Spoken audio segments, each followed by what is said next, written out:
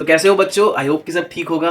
कैसे चल रही तुम्हारी साइंस की पढ़ाई? अच्छी ही चलनी चाहिए क्योंकि अब एग्जाम नजदीक है और हमें जम के करनी है तैयारी, क्योंकि अच्छे से होना है पास, क्योंकि अब है हमारे पास ऑनलाइन क्लास। बच्चों, हमारा आज जो चैप्टर है वो है हेरिडिटी, और ये चैप्टर आपकी सीबीएसई में जो सिलेबस है उससे आधा कट हो चुका है। इट मीन्स आपका जो चैप्टर 8 है हेरिडिटी एंड इवोल्यूशन, इसमें से इवोल्यूशन पार्ट कट हो चुका है, तो चैप्टर हमारे पास रह गया है आधा। और वैसे इंटरेस्टिंग पार्ट यही है, इवोल्यूशन वाले में से वैसे भी नींद आती है। तो इस वाले पार्ट में हम क्या करेंगे, इसको ट्रिक के साथ में अच्छे से क्लियर करेंगे। और आपके लिए ये जो चैप्टर है ये क्यों इतना अच्छा है, क्योंकि इस चैप्टर में हाफ पार्ट तो कट हो गया बट उसमें मार्क्स जो है वो डिस्ट्रीब्यूट हो गए, तो आपके लिए बोनस जैसा हो गया एक तरीके से। अब इस चैप्टर को कैसे अच्छे से कर सकते हैं फटाफट देखते हैं और स्टार्ट करते हैं बिना टाइम वेस्ट किए। ठीक है, स्टार्ट करते हैं। हेरिडिटी एंड इवोल्यूशन में से इवोल्यूशन कट हो गया, तो हेरिडिटी क्या है पहले तो हम ये देखेंगे कि इस चैप्टर में हमें पढ़ना क्या है। तो ध्यान से सुनना है। हेरिडिटी क्या होती है, हेरिडिटी के लिए रेस्पॉन्सिबल जो टर्म्स हैं उन टर्म्स को भी हमें डिफाइन करना है। और फिर हमारे जो यहाँ पर एक साइंटिस्ट हैं जिनका नाम बताऊंगा मैं, उन साइंटिस्ट ने जो अपने एक्सपेरिमेंट किए थे उन एक्सपेरिमेंट का भी कंक्लूजन, उनके चेकर बोर्ड डायग्राम और उनका पूरा का पूरा ऑब्जर्वेशन कंक्लूजन, वो सब हमें पढ़ना है। और ये पार्ट आपके लिए बहुत ज्यादा बेनिफिशियल है क्योंकि इसको आपने देख लिया तो ये आधा चैप्टर आपको अच्छे मार्क्स कवर करने में हेल्प करेगा। अब देखो, हेरिडिटी वर्ड जो है, ये हेरिडिटी है क्या? हेरिडिटी को ही हम बोलते हैं इनहेरिटेंस। मतलब कि आसान भाषा में अगर हम कहें तो पेरेंट्स की जो प्रॉपर्टीज हैं, यानी पेरेंट की जो ट्रेट्स हैं, पेरेंट की जो कैरेक्टर्स हैं, उन कैरेक्टर्स का आपकी बॉडी में, यानी कि ऑफस्प्रिंग में, यानी आपके दादाजी से आपके पापा में, आपके पापा में से आपके अंदर जो ट्रेड्स ट्रांसफर हो रहे हैं। कई बार हम देखते हैं कि हमारे कुछ दोस्त ज़्यादा लंबे हैं, कुछ दोस्त जो है वो ज़्यादा छोटे हैं, तो उनकी हाइट को लेकर, उनकी हेल्थ को लेकर, उनके कलर को लेकर हम कई बार ऐसा सोचते हैं ना कि हाँ इसके तो बड़े भैया भी ऐसे हैं या इसके पापा भी ऐसे हैं। तो कहने का मतलब समझ रहे हो आप लोग, जो ट्रेड्स हैं, जो कैरेक्टरिस्टिक्स हैं, यानी जो उनकी फीचर्स हैं, वो फीचर्स ट्रांसफर होते हैं generation by generation. It means transfer of trait और character from parent to offspring. Offspring का मतलब जो नेक्स्ट जनरेशन है, जो न्यू जनरेशन है, तो offspring is called as heredity. और हेरिडिटी को ही बोलते हैं इनहेरिटेंस। मतलब एकदम फिर से आसान भाषा में कहें तो ये क्या है, एक ट्रांसफर है, एक ट्रांसमिशन है कैरेक्टर का, ट्रेट्स का। ट्रेट्स वर्ड जो यूज करते हैं ना, ट्रेट, इस ट्रेट का मतलब भी क्या होता है, कैरेक्टर मतलब फीचर। तो पेरेंट के फीचर का न्यू ऑफस्प्रिंग के अंदर ट्रांसफर होना, यानी कई बार हमारा जो फेस है वो हमारे मम्मी से, हमारे पापा से मिलता है, या फिर हमारा जो फेस है वो हमारे दादा से, दादी से, नाना से, मामा से, मतलब किसी ना किसी से हम मिलते जुलते लगते हैं। हमारी बॉडी लैंग्वेज, हमारी हाइट, हमारी बहुत सारी ऐसी प्रॉपर्टीज हैं जो मिलती हैं। तो उसके पीछे क्या साइंस है, वो साइंस को हम अच्छे से देखेंगे।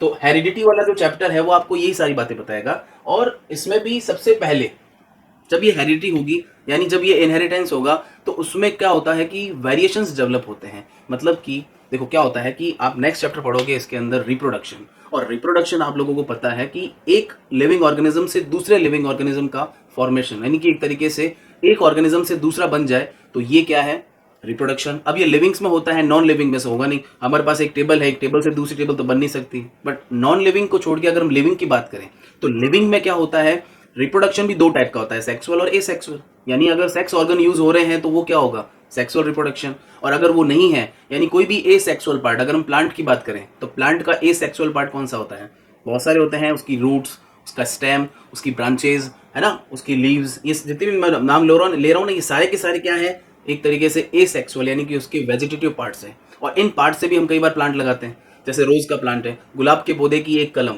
उसकी एक ब्रांच को आप हटाकर कहीं और लगा दो। आपने कई बार देखा होगा कि ऐसे बताया जाता है कि जो मनी प्लांट है, उस मनी प्लांट को आप कहीं से तोड़ के लाए हो और अपने घर में लगा रहे हो, तो पहले बॉटल में डाल देते हैं, रूट्स निकलती हैं, फिर उसको हम गमले में डाल देते हैं। तो ये जो चीजें देखते हैं, स्टेम को तोड़ के लगा दिया, लीव से लगा दिया, कोई रूट से लगा दिया, तो ये सब क्या है, एसेक्सुअल रिप्रोडक्शन, यानी कि वेजिटेटिव टाइप की रिप्रोडक्शन है। बट सेक्सुअल रिप्रोडक्शन में क्या रहता है, मेल गैमेट्स और फीमेल गैमेट्स का फ्यूजन होता है। तो जब दो टाइप के गैमेट्स फ्यूज होते हैं तो न्यू फीचर्स का बनना पक्का है, मतलब वेरिएशन का होना पक्का है। तो सेक्सुअल रिप्रोडक्शन जो है वो रेस्पॉन्सिबल है वेरिएशन के लिए। तो हेरिडिटी वाले पार्ट में भी हम ये देखेंगे कि जो वेरिएशन होती हैं, उन वेरिएशंस का मतलब क्या होता है, उनके फायदे क्या होते हैं। लेकिन ये वेरिएशंस भी कितने टाइप की होती हैं, दो टाइप की। एक होती है आपके सोमेटिक वेरिएशंस और एक होती है गैमेटिक वेरिएशंस। मैं यहां से बता देता हूं, सोमेटिक वेरिएशंस और गैमेटिक वेरिएशंस, यानी आपकी बॉडी में एसेक्सुअल और सेक्सुअल दोनों पार्ट होते हैं। प्लांट बॉडी में भी एसेक्सुअल और सेक्सुअल पार्ट होता है। फ्लावर, जो फ्लावर देखते हैं ना, फूल होते हैं ना, फूल, पुष्प, ये फूल जो होते हैं ये सेक्सुअल पार्ट होता है। रीजन क्या है कि उनके पास में मेल और फीमेल पार्ट्स होते हैं। उनका मेल पार्ट होता है स्टेमन और फीमेल पार्ट कौन सा होता है, पिस्टिल। तो सोमेटिक और गैमेटिक वेरिएशंस भी दो टाइप के हैं। मतलब ये दो टाइप जो है वो कैसे हैं, तो पूरी बॉडी के अंदर जितना भी एसेक्सुअल पार्ट है वो जो चेंज होगा वहां पर वो होगा सोमेटिक। और उसके बाद में गैमेटिक का मतलब आपकी रिप्रोडक्टिव सेल्स यानी मेल गैमेट्स और फीमेल गैमेट्स, उनमें जो चेंजेस होंगे तो वो चेंजेस कहाँ होंगे, गैमेटिक वेरिएशंस। तो somatic variations take place in body cell, neither inherited not transmitted, ना तो ये इनहेरिटेड होंगे ना ये, जैसे कि आपने ऐसा एग्जांपल कभी ना कभी सुना होगा कि कुछ साइंटिस्ट लोग ने क्या किया कि चूहे की पूंछ काट दी। अब चूहे की पूंछ काटने के बाद में जब नया एक्सपेरिमेंट मतलब न्यू ऑफस्प्रिंग आया तो उस नए चूहे के अंदर तो पूंछ थी। तो पूंछ को काटने से ऐसा थोड़ा है कि नेक्स्ट जो चूहा बनेगा उसके अंदर पूंछ बनेगी नहीं। क्यों? क्योंकि उसकी जो टेल है उस टेल में ऐसी कोई रिप्रोडक्टिव सेल नहीं थी जो आगे जाएगी, वो तो उसका एक सोमेटिक चेंज था जो वहीं तक रहता है, आगे इनहेरिटेड नहीं होता। इट इज एक्वायर्ड ट्रेड्स, ये बाय बॉर्न नहीं होते हैं, ये आफ्टर बॉर्न होते हैं, मतलब जन्म लेने के बाद में ये वाली चीजें बनती हैं, उससे पहले नहीं होती है। गैमेटिक वेरिएशन जो है वो क्या है, take place in gametes and gametes are reproductive cells, inherited as well as transmitted. Reproductive cells है तो इनके अंदर क्या होगा, ट्रांसमिशन होगा। इट इज इनहेरिटेड ट्रेड्स, और ये ट्रेड्स फिर आगे से आगे जाते भी हैं, क्योंकि ह्यूमन बॉडी की जेनेटिक सेल्स जो होती हैं, गैमेट्स जो होते हैं, उनकी जो रिप्रोडक्टिव सेल्स होती हैं वही नेक्स्ट जनरेशन में ट्रांसफर होती हैं। और आप लोगों को पता है कि न्यूक्लियस जो है वो न्यूक्लियस ही एक ऐसा सेल का पार्ट है जो क्या कैरी करता है, क्रोमोसोम्स। क्रोमोसोम्स, जीन्स, डीएनए, ये जो आपने नाम सुन रखे हैं ना, ये क्या करते हैं, यही होते हैं जो हमारी बॉडी की जेनेटिक इन्फॉर्मेशन को क्या करते हैं, आगे ले जाते हैं। मतलब एक जनरेशन से दूसरी जनरेशन में आपके ट्रेड्स, आपके कैरेक्टर्स, आपके फीचर्स ट्रांसफर होते हैं, ट्रांसमिट होते हैं। तो वेरिएशन जो है वो दो टाइप के हैं। अब इन वेरिएशंस की जो इंपॉर्टेंस है, कई बार ऐसा बोर्ड में क्वेश्चन आता है, क्वेश्चन क्या आता है कि इंपॉर्टेंस ऑफ वेरिएशन, मतलब वेरिएशन से क्या फायदा है। ये वेरिएशन किसकी वजह से हो रहा है, सेक्सुअल रिप्रोडक्शन की वजह से, क्योंकि चेंजेस तो उसी में बनेंगे। ए सेक्सुअल रिप्रोडक्शन में सेम ऑफस्प्रिंग का फॉर्मेशन होता है, कोई तरीके का चेंज नहीं होता है, पूरा का पूरा आइडेंटिकल ऑफस्प्रिंग होता है।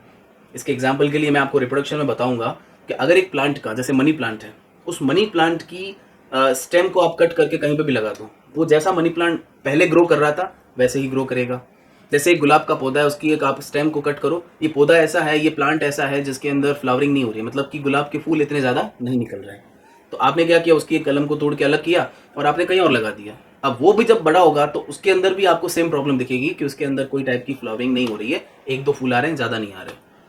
फिर इसके बाद में आता है हाइब्रिडाइजेशन, जिसमें क्या होता है कि एक प्लांट लिया जिसके अंदर फ्लावरिंग बहुत कम हो रही है लेकिन उसकी साइज बहुत ज़्यादा बड़ी है, दूसरा प्लांट लिया जिसकी साइज इतनी बड़ी नहीं निकली, फ्लावरिंग बहुत ज़्यादा हो रही है, दोनों को हमने फ्यूज़ किया, दोनों को हमने फर्टिलाइज किया, फिर जो नया प्लांट बना उस प्लांट में देखा तो उसकी साइज भी ज़्यादा है, उसमें फ्लावरिंग भी ज़्यादा हो रही है। तो ये कमाल किसका है, सेक्सुअल रिप्रोडक्शन के अंदर एक तरीके से जो हाइब्रिडाइजेशन होता है ना उसका है, वो इसमें हम पढ़ेंगे कैसे हुआ, क्या होगा, देखते हैं। इंपोर्टेंस ऑफ वेरिएशन का मतलब पहला है, depending upon the nature of variation different individual would have different kind of advantages. यानी ये डिपेंड करेगा उस प्लांट पर, उस ऑर्गेनिज्म पर कि उसके अंदर वो वेरिएशंस कैसे आती हैं। Main advantage of variation to species is that increases the change of its survival in changing environment.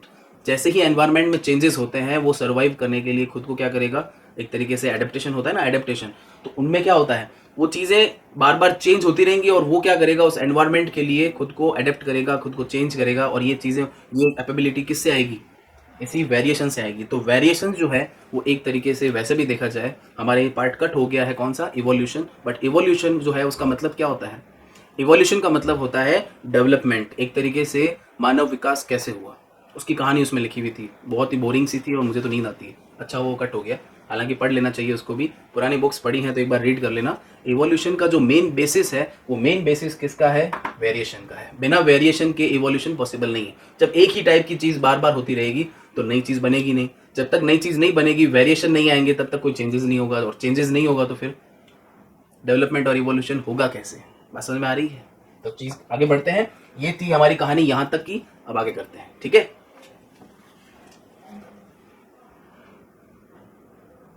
तो बच्चों आगे की अगर हम बात करें इस चैप्टर की, हेरिडिटी चैप्टर की, तो अब आपको मैं क्या बताऊंगा कि हमारे इस चैप्टर में हेरिडिटी को एक्सप्लेन करने के लिए जिन साइंटिस्ट ने काम किया था, एक्चुअल में उनका नाम है Gregor John Mendel.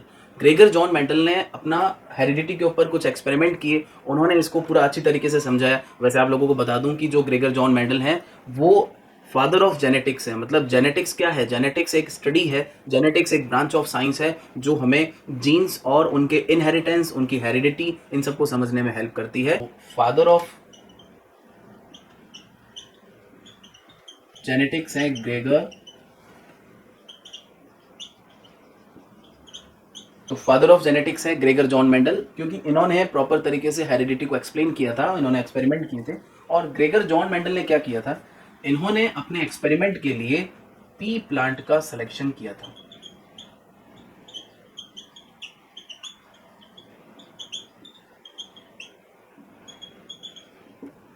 P plant जो है, उस पी प्लांट का सिलेक्शन किया था। तो कई बार बोर्ड में ये क्वेश्चन आता है कि give the major reason behind the selection of pea plant, ये पी प्लांट का सिलेक्शन क्यों किया।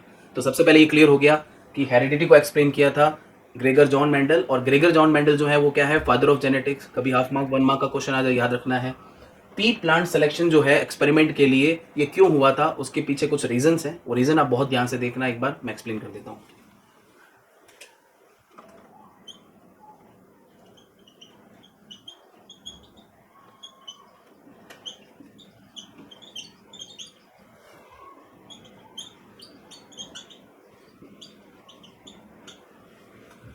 Major reason behind the selection of pea plant, क्या ऐसे रीजन रहे होंगे। तो मेरे पास एक ट्रिक है, और वो ट्रिक जो है वो बहुत ज़्यादा यूजफुल है, बट बुक्स में ऐसे ऑथेंटिक ट्रिक नहीं है। और वो ट्रिक जो है वो कौन सी है, उस ट्रिक को मैं बोलता हूं 4S रूल। ये जो लिखा है ना मैंने 4S रूल, इसको बोलते हैं 4S रूल। अब ये 4S रूल क्या है, देखो आपको 4S से याद रह जाएगा कि क्यों उन्होंने सिलेक्शन किया था पी प्लांट का। कैसे है, क्या है, वो देख लेते हैं। सबसे पहला है स्मॉल साइज। पी प्लांट का सिलेक्शन क्यों किया, तो कि पी प्लांट जो है वो छोटी साइज का है, शर्ब नेचर का होता है। शर्ब नेचर का मतलब इसकी हाइट ज़्यादा से ज़्यादा 2-3 फीट, इससे ज़्यादा होती नहीं है, तो इसको इजीली कैरी कर सकते हैं, लैब के अंदर रख सकते हैं। तो स्मॉल साइज की वजह से पी प्लांट को सेलेक्ट किया। दूसरा रीज़न है इनका स्मॉल लाइफ साइकिल, यानी इनका जो लाइफ पीरियड है वो स्मॉल है, छोटा है। तो जितना छोटा लाइफ पीरियड होगा, रिजल्ट उतना ही जल्दी होगा। देखो बच्चों, हम कई बार एग्जाम देते हैं, तो एग्जाम देने के बाद में हमारे अंदर एक थोड़ा ईगरनेस रहता है कि जल्दी से जल्दी हमें रिजल्ट पता चले। आज एग्जाम दिया है तो कल रिजल्ट पता चल जाए तो बहुत ही अच्छी बात है। अगर पढ़ाई की है तो, पढ़ाई नहीं की है 10 दिन बाद आए तो भी चलेगा। लेकिन अगर पढ़ाई की है तो मन करता है ना कि सर हमें रिजल्ट बताएं फटाफट, क्या क्या रहा रिजल्ट, कितने मार्क्स आए। तो साइंटिस्ट लोग भी सोचते हैं कि हम जो काम कर रहे हैं उसका रिजल्ट फटाफट आए। तो स्मॉल लाइफ पीरियड यानी स्मॉल लाइफ साइकिल होने की वजह से उनको रिजल्ट जल्दी मिलेगा, तो वो ऐसे प्लांट को सेलेक्ट करेंगे ना जो जल्दी रिजल्ट देगा। नंबर 3 पे है आपके इसके अंदर, और वो क्या है, वो है आपके इसके अंदर एक तरीके से 7 कॉन्ट्रास्टिंग फीचर्स। 7 contrasting features. अब 7 कॉन्ट्रास्टिंग फीचर्स का मतलब क्या होता है, मतलब कि ये मेन पॉइंट है, ये सबसे इंपॉर्टेंट है, नंबर 3 जो मैं लगा रहा हूं यहाँ पे। 7 कॉन्ट्रास्टिंग फीचर, इस पी प्लांट के पास में क्या है, 7 कॉन्ट्रास्टिंग फीचर्स है, मतलब कि एक तरीके से 7 फीचर्स हैं जो अलग अलग तरीके से कॉन्ट्रास्ट रखते हैं। अब ये 7 फीचर्स कौन कौन से हैं वो भी मैं एक्सप्लेन कर देता हूँ।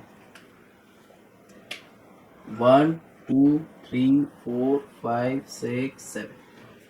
पहला फीचर जो है, मतलब इसकी प्लांट के अगर हम देखें तो फ्लावर का जो कलर है, फ्लावर की जो पोजीशन है, पॉड कलर है। पॉड मीन्स फली, जो मटर की फली होती है ना, पी प्लांट का मतलब मटर का। तो मटर की जो फली होती है आपने देखी होगी, ये फली कुछ इस टाइप की बनी हुई होती है, जिसमें गोल गोल मटर होते हैं ना। 5 निकलते हैं तो 2 हम खा लेते हैं, 3 मम्मी को देना होता है, एक टैक्स रखना होता है ना। कई बार मम्मी बोलती है आधा किलो मटर छील दो, और आधा किलो में से मम्मी को जो पाव भी मिलते हैं, आधे तो हम खा जाते हैं। तो ये मटर अंदर की तरफ इस सीक्वेंस में लगे होते हैं। तो ये जो फली है इसको बोलते हैं पॉड। तो पॉड कलर और पॉड शेप है। इसके बाद में जो सीड्स हैं, उन सीड्स का भी क्या होगा, सीड्स का भी कलर होगा, और उन सीड्स का भी शेप होगा। और नंबर 7 पे है height, height of plant. Height of plant का मतलब क्या होता है कि प्लांट की जो हाइट है, जैसे मैंने कहा ना कि हाईएस्ट ये 3 से 3.5 फीट हाईएस्ट होता है इनका, 2-3 फीट के होते हैं। इसमें कुछ होते हैं जो छोटे से रह जाएंगे 1 फीट के, कुछ होंगे थोड़े और बड़े हो जाएंगे। जैसे इंसानों में भी होता है ना, कुछ टिकने होते हैं, कुछ लंबे होते हैं, मैं छोटा सा हूँ, कुछ लंबे भी होते हैं, ठीक है। तो प्लांट्स में भी ऐसा होता है, कुछ प्लांट्स छोटे रह जाते हैं, कुछ बड़े हो जाते हैं, तो उनमें भी वेरिएशन दिख रहा है ना। तो ये आपको जो इतने सारे फीचर्स दिख रहे हैं बुक में आपके गिवन है, ये सारे के सारे फीचर्स इसके साथ में है। तो ये 7 कॉन्ट्रास्टिंग फीचर्स एग्जाम में अलग से पूछ लेते हैं, state any 4 contrasting features of pea plant. तो आपको पता होना चाहिए कि 7 कौन से हैं। 7 में से 4 पूछे तो 4 लिख दो, 7 में से 7 पूछे तो 7 लिख दो। तो पहला क्वेश्चन तो क्या बनता है, कि give the major reason behind the selection of pea plant, तो और हम लिख ही रहे हैं। अब देखो एक और रह गया हमारा, और ये रीजन कौन सा है, ये रीजन है आपके सेल्फ पॉलिनेशन। वो जो सेल्फिंग होती है, वो जो सेल्फ पॉलिनेशन होता है, मतलब कि एक ही प्लांट के फ्लावर्स के बीच में, तो सेल्फ पॉलिनेशन वाली व्यवस्था भी यहाँ पर है। तो नंबर 4 जो है वो क्या है, सेल्फ पॉलिनेशन। अभी क्या होता है इसको मैं डिटेल से आगे बताऊंगा आपको।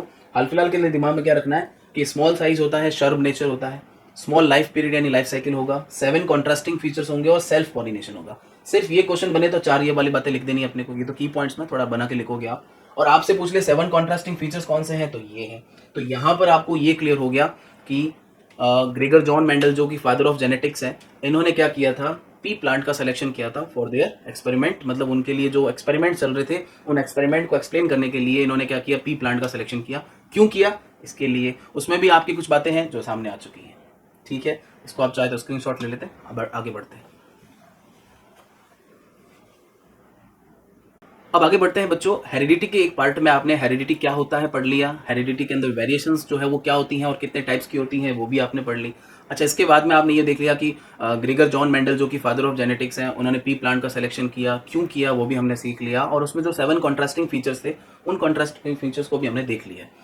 अब बच्चों ध्यान रखना है नेक्स्ट वाले टॉपिक में। नेक्स्ट टॉपिक आपका क्या है, हेरिडिटी वाले पार्ट में, कि जो एक्सपेरिमेंट्स ग्रेगर जॉन मेंडल, जिनको मैं प्यार से मेंडल कहता हूँ, मेंडल ने जो एक्सपेरिमेंट किए थे समझाने के लिए कि इनहेरिटेंस कैसे होता है और क्या होता है, उसको एक्सप्लेन करेंगे। बट उससे पहले कुछ टर्म्स, कुछ टर्मिनोलॉजी आपको याद करनी है, डेफिनेशंस हैं छोटी छोटी, उसके लिए मैं आपको कुछ बता देता हूँ। जैसे फर्स्ट वर्ड है फैक्टर्स, एक है एलील्स, गैमेट्स तो आप सबको पता ही है गैमेट्स क्या होते हैं। इसके बाद हम बात करें तो होमोजाइगस, हेट्रोजाइगस, और अगर हम बात करें तो F1 जनरेशन, F2 जनरेशन। तो ये मैं कुछ यहाँ पर लिख रहा हूँ ना, जैसे एक मैं वर्ड आज आ गया, रेसेसिव प्रॉपर्टी, डोमिनेंट प्रॉपर्टी, ये कुछ बातें मैं यहाँ पर जो लिख रहा हूँ, ये सब छोटी छोटी टेक्निकल टर्म्स हैं, टर्मिनोलॉजी है, और इस टर्मिनोलॉजी को आपको याद करना है, सीखना है। क्या है मैं एक बार एक्सप्लेन कर देता हूँ। मेंडल ने अपने एक्सपेरिमेंट किए थे, वो एक्सपेरिमेंट में आपको एक बार बता देता हूँ कौन कौन से एक्सपेरिमेंट थे।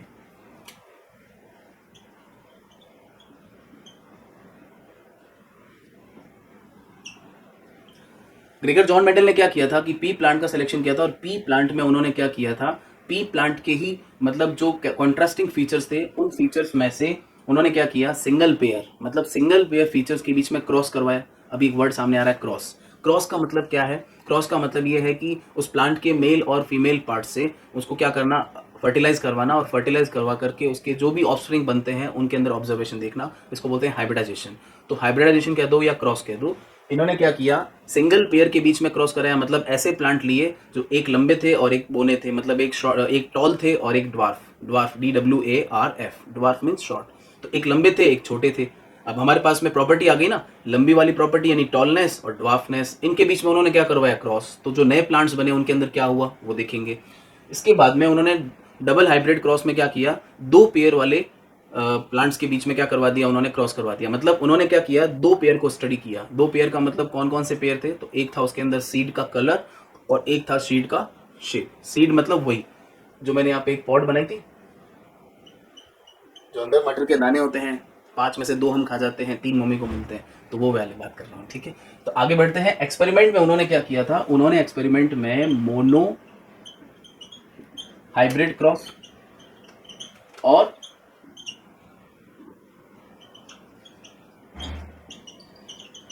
Die hybrid cross. Mono hybrid, mono means 1 यानी सिंगल, तो सिंगल फीचर्स यानी सिंगल ट्रेड्स के बीच में उन्होंने करवाया। और यहाँ पर क्या था, डबल पेयर ट्रेड्स के बीच में क्रॉस। तो उन्होंने अपने एक्सपेरिमेंट जब करवाए थे, तो जो मैंने आपको एक बात बताई थी कि अब तो हम जानते हैं क्रोमोसोम्स क्या होते हैं, DNA क्या होता है, जीन्स क्या होते हैं, यानी हमें पता है कि रिप्रोडक्टिव सेल्स क्या होती हैं, उनके क्रोमोसोम्स वगैरह। उस टाइम में इतना कुछ पता नहीं था।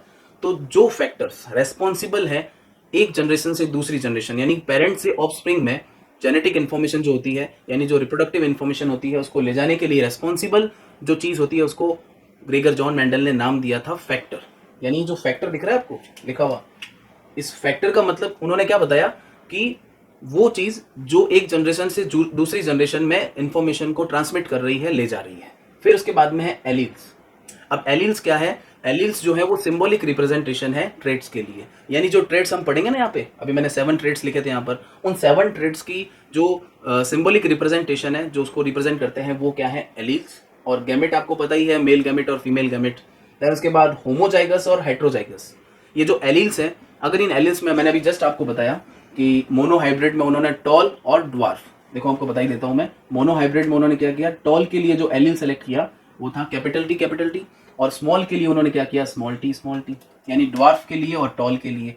तो ये आप जो एक तरीके से रिप्रेजेंटेशन देख रहे हो, सिंबॉलिक रिप्रेजेंटेशन, ये सिंबॉलिक रिप्रेजेंटेशन क्या है? एलील्स। और ये एलील एक जैसा दिख रहा है आपको तो बोलते हैं होमोजाइगस, ये भी एक जैसा दिख रहा है तो ये भी होमोजाइगस। बट इसके साथ जब हमें ये वाला रिप्रेजेंटेशन मिलेगा तो कैपिटल टी और स्मॉल टी, एक कैपिटल है और एक स्मॉल है, दोनों अलग अलग दिख रहे हैं ना, तो ये क्या है? हेट्रोजाइगस एक तरीके से फॉर्मेशन। तो होमोजाइगस और हेट्रोजाइगस को समझाने के लिए मैंने ये बात बोली। F1 जनरेशन, तो आपने जो यहाँ पर ट्रेड्स लिए थे उनसे जो आपने जनरेशन लिखी, वो जनरेशन यहाँ पर F1 का मतलब होती है फर्स्ट जनरेशन, इसको F1 फॉलियल भी कहते हैं, फर्स्ट फॉलियल भी कहते हैं। देन उसके बाद में है रेसेसिव और डोमिनेंट। रेसेसिव और डोमिनेंट कैरेक्टरिस्टिक्स के लिए, रेसेसिव का मतलब वो कैरेक्टरिस्टिक्स जो दब जाते हैं, जो सामने नहीं आते, मतलब जो एक तरीके से क्लियर नहीं हो पाते हैं, जो दब जाते हैं, जिनकी प्रॉपर्टीज सामने नहीं आती। और डोमिनेंट का मतलब तो पता ही है, जो डोमिनेटिंग होते हैं ना, जो आते हैं सामने की हाँ हम हैं। तो डोमिनेटिंग ट्रेड्स कौन से थे? जो दिखे। रेसेसिव कौन से थे? जो नहीं दिखे। तो ये सारे के सारे जो फैक्टर्स हैं, ये आपको पता होने चाहिए, मतलब फैक्टर्स, एलील्स, गैमेट्स, इन सारी टर्म्स की जो टर्मिनोलॉजी की जो डेफिनेशंस हैं, मतलब इनको डिफाइन करना आपको आना चाहिए। अब इसके बाद हम स्टार्ट करते हैं, क्या स्टार्ट करते हैं? एक्सपेरिमेंट्स, जो कि इन्होंने किए थे मेंडल ने। तो मेंडल ने बड़ी मेहनत से किए थे, तो उन एक्सपेरिमेंट्स को सीखना भी है और प्रॉपर तरीके से ध्यान देना है। मोनोहाइब्रिड का मतलब सिंगल पेयर ट्रेड्स की क्रॉस। डाइहाइब्रिड का मतलब डबल पेयर, टू पेयर का मतलब क्या हो गया? एक हो जाएगा सीड का कलर और एक हो जाएगा सीड का शेप। कलर की बात करें तो येलो और ग्रीन, दो टाइप के सीड निकलते हैं ना जब हम छिलते हैं तो। और शेप का मतलब हो जाएगा राउंडेड और रिंकल्ड। कुछ सीड्स निकलते हैं जो बिल्कुल राउंड होते हैं और कुछ होते हैं रिंकल्ड होते हैं। तो ऐसे करके उन्होंने क्या किया? येलो और राउंडेड और ग्रीन और रिंकल्ड, इनके बीच में उन्होंने क्रॉस करवाया। R for rounded, Y for yellow, small r for wrinkled and small y for green. तो इस तरीके से इनके बीच में उन्होंने क्रॉस करवाया। क्रॉस करवा करके उनका कंक्लूजन, उनके अंदर दो टाइप के रेशियोज बनते हैं, फिनोटिपिक रेशियो, जीनोटिपिक रेशियो। तो उन सबको हमें चेकर बोर्ड की हेल्प से अच्छे से सीखना है। यहाँ तक के लिए इतना ही है। अब आप लोगों को ध्यान रखना है कि जो ये एक्सपेरिमेंट है, ये लगभग सेकंड लास्ट और लास्ट टॉपिक है, प्रॉपर तरीके से आप सीखना। बाकी यहाँ तक की कहानी क्लियर हो चुकी है, अब आगे बढ़ते हैं, ठीक है, नेक्स्ट पार्ट में।